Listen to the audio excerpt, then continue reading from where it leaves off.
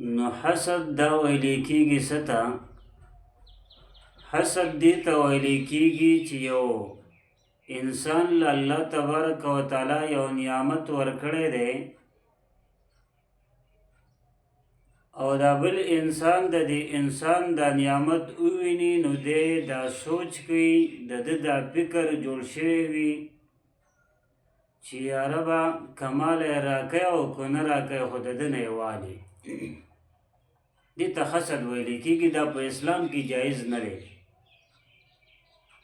او دویم نمبر په دې کې عیبته ده نو عیبته چې دی نو دا په اسلام کې جایز ده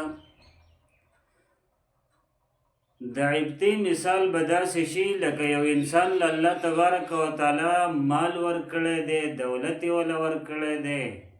علم یې وله ورکړی دی قرآن ورته نصیب شوی دی او دا بل انسان هغې انسان ته وګوري او دې شکریه ادا کړي او خپل رب ته دا ووایي چې کریمه ربه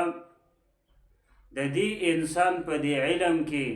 یا دا کم چې حافظ جوړ شوی دی د ده په دې حفظ کې یا دا چاله چې الله رب العزت دولت ورکړی دی د ده په دې مال کې برکت وغورځوي او مال هم داسې راکړي ما ته هم دغه شان نعمتونه راکړي نو دا اسلام کې جایز دي نو د حسد نه ځان لرې ساتل پکار دي ځکه دا د انسان دپاره انتهایی ضررناک شیز دی دا انسان چې دی نو دنده ختموي دنده کم انسان چې حاسد وي او حسد کوونکی وي نو ځان د حسد نه لرې ساتل